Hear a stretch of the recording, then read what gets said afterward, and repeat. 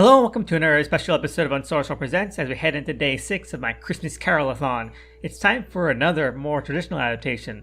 Today we're taking a look at the 1984 made-for-TV production of A Christmas Carol starring George C. Scott, who, it must be said, was born to be Scrooge if an actor was ever made for the role. Which is a bit funny to say, given that Scott is a pretty famous American actor whose biggest roles were, well, very American types. Military war hawks, politicians, stubborn hardliners.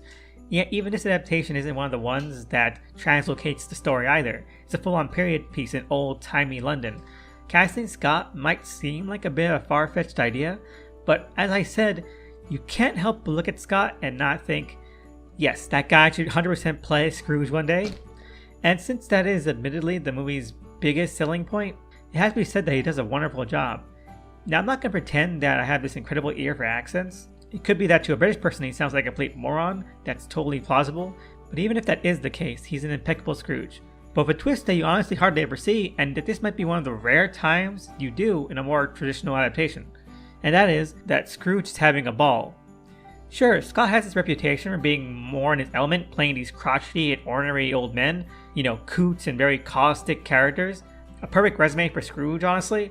But that makes it all the more surprising that his Scrooge, from the outset, before even a hinting of anything supernatural, has an odd warmth and charm about him. 9 times out of 10 when you get a Scrooge, they're just completely miserable and a cruel husk of a person. Hell, we've seen that already in this list. But this is the single 10th time where that's not really the case. Or, should I say, the second 10th time. Because if you remember, Alastair Sim played a Scrooge that was very similar, very manic, very energetic, very vivacious and vibrant in personality. And the funny thing is, I don't think it's coincidence. The director of this version was also an editor on the Alastair Sim film. So, maybe that influenced the portrayal of Scrooge here in terms of how he directed George C. Scott. And it's just so damn interesting. Like with Sim, it adds this weird level of humanity to the character, this new layer, but the performance is nuanced enough that it doesn't override or intrude on the character's standard flaws. Like, yes, Scrooge can enjoy a good laugh and mostly get along with others, or put on the facade of getting along, but that doesn't make him a good person. And you can sort of get the impression that his ability to show some sort of amiability and amicability just makes his reliance on his colder tendencies all the more pitiable, that there is something beneath the surface that he refuses to acknowledge or let blossom. It's an incredibly compelling take on how to portray Scrooge, and I'm glad it happened twice, It's probably my favorite way of having a character adapted. And after a few of these movies where, that's not the case, we need something more standard, it's still a breath of fresh air. Scott is wonderful throughout the rest of the film as well, capable of pivoting Scrooge's regrets and reflections through this new emotional foundation and to some very hearty sequences, channeling some superbly believable joy and delight through the past and present segments, or retaining some bite and despair as things get more dire for him in the present as well as the future. Now, for the supporting roles, David Warner is just a class act of a performer in anything he's in, and does a great job as Cratchit. Easily interpreted as more awkward and timid, but hiding all of that through a sheen of propriety. The ghosts of Christmas and, the rest of the movie, I guess, are lavishly depicted, almost regally framed and interpreted, given the sense that they just step right out of the aesthetics of the time period.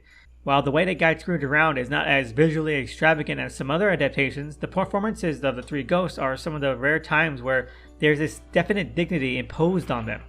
Present in particular, it contains some of his usual hallmarks, joviality, but is portrayed much more stoically, and you are placed right into Scrooge's shoes as being utterly captivated by these magnanimous figures. If I had to describe this movie in any way that would distinguish itself from the other period piece ones, is that it's honestly very comfy. Scott's more rapacious Scrooge, the softer color palettes and set designs, these more formal ghosts, and the more hearty tone that just never lets up, it all comes together really well. Sure, there are moments where it has to go for the jugular to make the denouement and climax work, but its main focus seems to be to just be a nice and sweet version of the book.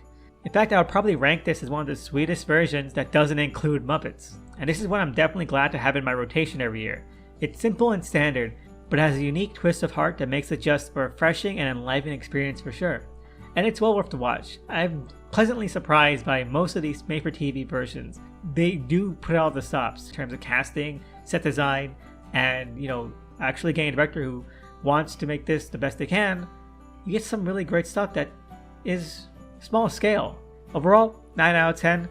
Again, I love George C. Scott, and I think that this is a really fun adaptation that honestly understands what it needs to do. without getting in the way of itself.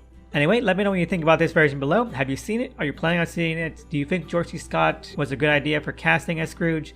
And also, I'll leave a like, comment, subscribe, and see you again tomorrow for day number 7.